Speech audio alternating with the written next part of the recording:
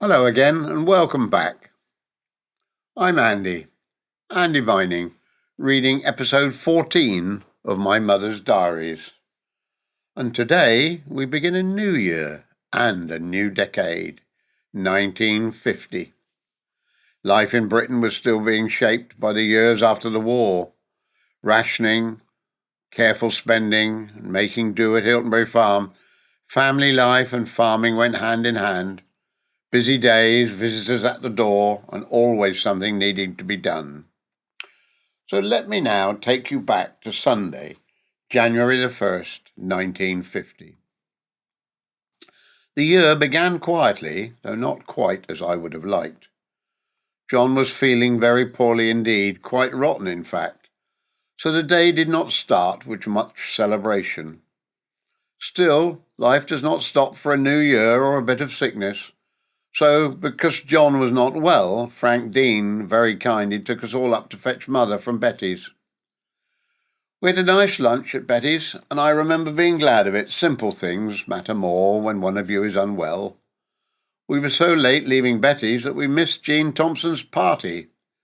The Thompsons live on Baddesley Road, opposite the cricket field, and they are the owners of Laddie, Lassie's chosen partner. So sad to have missed that event at their house.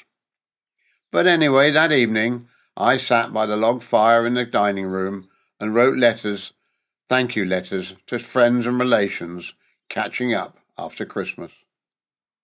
The next day was back to routine, washing and ironing and the copper going and steam rising in the kitchen, and John managed to get up for a while, which was a relief. Mother went home and the house settled again. By Tuesday, John was much improved, and I went into Southampton with Wynne to get presents for the party. I bought myself a new evening bag, John's Christmas present to me, and it felt rather nice to have something new. One had to be careful these days, of course, with rationing still in place, but a small treat now and then does lift the spirits. We also went that weekend to a party at King's Court. It was a great success, and such a pleasure not to have to worry about the food for once, and certainly not having to do the washing up. We kept ourselves busy, visits, sewing, outings, and one day we took the girls into Southampton to see Little Women, a wonderful film.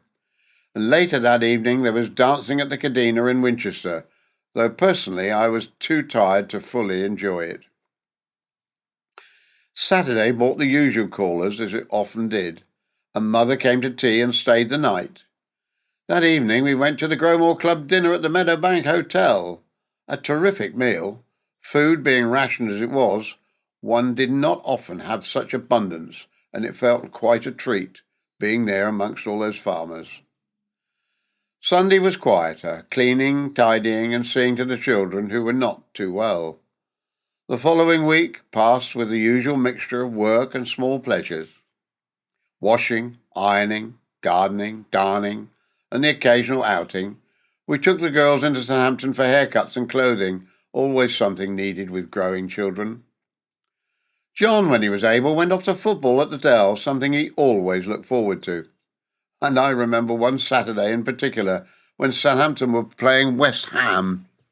It ended in a 2-2 draw, and John came back talking about it all evening, saying how well they'd played, and even if they hadn't quite managed to win, he mentioned the goals. Charlie Wayman and George Aitken scored for Southampton, I believe, and of course there was plenty of discussion about what might have been if they'd had just a little bit more luck. Another week he spoke of a cup match, a great excitement when Southampton beat Notts County 4-3.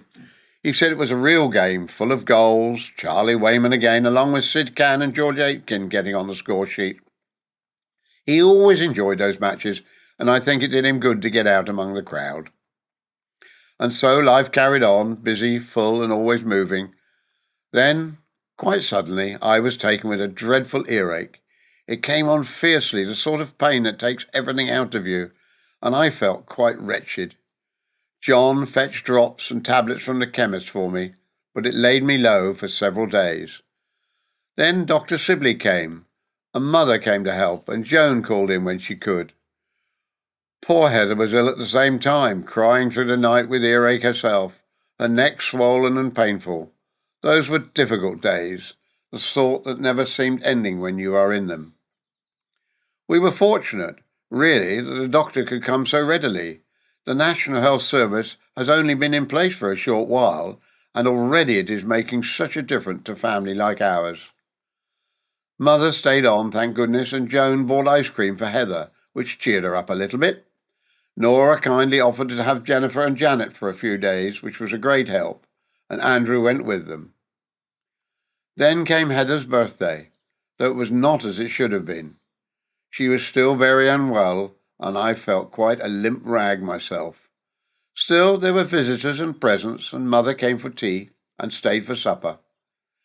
Even in illness we made what we could of it. Gradually we improved. At the end of the week, I was able to come downstairs again, and Heather too began to recover. John had kept everything going, up early, working as always. The farm does not wait for one. By Sunday the 22nd, I was getting about more, and Heather was downstairs in the afternoon. I remember having a sleep, such a relief after those days in bed. Soon enough, life resumed its pace. The girls came home from Nora's. The doctor called again and gave us both a tonic, and I had penicillin eardrops. John, by this time, was busy thrashing at Flexford, and the steady rhythm of the farm returned. There were always things being done. Mr. South, the builder, started pulling down a wall in the hall, and Ken Jenkins called about the cow pens and when they were going to start work on them. One job leading to another, but the new cowsheds are so important for us. I managed to walk down the lane with Heather, which felt quite an achievement, and the fresh air did us both good. Then came news of Eunice, John's stepbrother's daughter, having a baby girl, and the happy note at the end of the month. It remained bitterly cold. The children were sliding on the frozen duck pond, and later they went skating up at Cranberry Park. We went up to see them one afternoon, and afterwards collected John from the farm, and all went back to Dean's for tea. By the end of January, I was properly on my feet again. Heather was well, and I was back to washing before breakfast, drying clothes in the kitchen when the rain came, and though I was still a little deaf, I felt much more myself again. And so the month ended as it had begun, with work, with family, and with visitors at the door, and with the quiet satisfaction of having come through it all. Life these days is not easy, but we manage, we always do, and so we move into February 1950, and it seemed to arrive with rain, and then more rain, as though January had not quite finished with us yet. The hall was in a dreadful state to begin with. Mr. South in and out, cement being laid, windows taken out and put back in again, and the whole place smelling of damp plaster and fresh work. Still, it was progress, and one had to put up with the mess for a while. In amongst it all, I was busy with Jennifer's birthday cake, mixing, baking, icing, determined that whatever else was going on, that would be right. Poor Heather was unwell again for a night or two, which is always worrying, but she does pick up, and life carries on as it does. I remember going into Southampton one day, meeting the girls out of school and doing a proper bit of shopping. New job purse for Janet, new shoes for Jennifer, the sort of things that are always needed and never seem to last long enough. Then came the day itself, Jennifer's birthday, and we had a proper tea for her. Mother, Bella and Julie came, and later Wyn and Frank in the evening. A house full as usual. John arrived home with a pedigree bull calf from Hursley, and he presented it jokingly to Jennifer as a present, as though they were the most natural birthday presents in the world, which on a farm I suppose it rather was. The days that followed settled into that familiar rhythm again. We went over to Flexford one morning and picked the first snowdrops, a lovely sight, little white heads pushing through despite the weather, and a reminder that spring was not so far away after all. Washing days came and went as they always did, up early, copper on, steam rising in the kitchen, and then ironing, which seemed to go on forever. In between there was always sewing, always darning, always something to be mended. John was busy, of course, out milking, seeing to the cattle and about the farm from early morning. The hens were laying steadily, and there was always eggs to collect, sort and count. It all added up little by little. But we still found time for our outings. There was dancing lessons at the Ritchie and St Boniface Hall, and I went over to Romsey Hospital for an injection one day. Not something I relished, and then back again to feed the chickens and carry on as usual. The Gromore quiz came round as well, and I went over to Eastleigh with John to take part. A very enjoyable evening and quite good fun to be involved in something a little different. The weather, though, had other ideas. One day brought snow and hail together with a thunderstorm at midday. Quite extraordinary, and I remember thinking I'd never seen the like of it. Even so, people still came and went. Mother and Bella came to tea, Joan calling in with Carol, neighbours dropping by. There was never a shortage of company. John continued with his football when he could, going off to the Dell to watch Southampton. He would come back full of it, as he always did, talking of near misses and chances that should have been taken. I cannot say I always followed it, but I listened all the same. There were other excitements too. Les Beaton flying off to Belgium one day, which seemed quite something, and Joan bringing bulbs round to plant in the kitchen garden. A small pleasure to look forward to. We went to Manning's for tea one Sunday, the children delighted with the pianola that they had there, taking turns and making rather more noise than music, though no one seemed to mind. But by now the snowdrops had become something of a business. John and I picked them, Heather helped bunch them, and we gathered them in dozens, 6 dozen bunches one day alone, ready to be sold at the shops in the village. A small but welcome addition, and rather satisfying to see them all lined up. And then came sad news. Poor Mr. Bunce had died, and there was his funeral not long after, a reminder, as always, of how things quickly change. Still, life goes on. There were evenings out, ladies' night at the Polygon, which was a marvellous affair, and trips to the pictures where we saw the Forsyte saga, with Errol Flynn, Greg Garson, Janet Leigh and Walter Pidgeon, a wonderful film which I enjoyed very, very much. Half-term came for the girls, which meant the house was fuller and noisier again.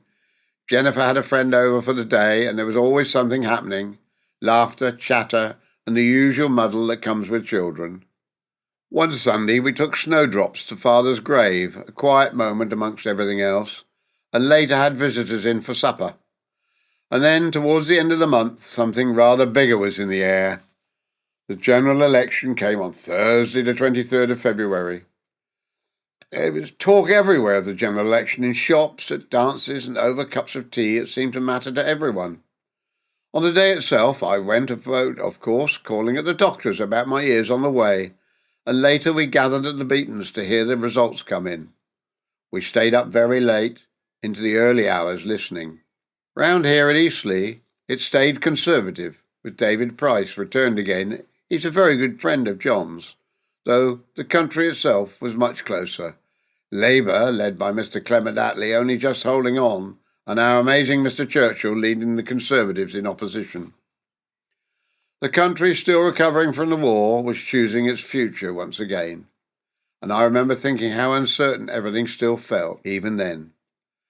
The next day we went to Betty's with Mother and Bella and listened to the rest of the results there, the talk going on, and then, as always, life settled back again. John to football and pictures, Julie staying the night, visitors in and out, and the steady business of the farm continuing. There were people coming about the cottage at Fleckford, inquiries and discussions, always something changing somewhere. But the last days of February the weather had turned cold again, but brighter. Janet was home with a cold, and I was back to ironing before dinner, hairdressing in the afternoon and darning in the evening. It never seemed to end. We went dancing again, calling in on friends, Wes, Beechcrofts, the Deans, and I remember one day collecting 91 eggs, which I thought was really good indeed from our lovely chickens. And so February came to its close, a month of wind and rain, of snowdrops and small celebrations, of illness behind us and work always ahead. And somewhere, beyond it all, a country quietly deciding its future. But here at Hiltonbury, life went on as it always did, with family, with farming, and with the comfort of familiar things as we move into March 1950. I will tell you more about that next Sunday. So thank you for listening to my mother's diaries.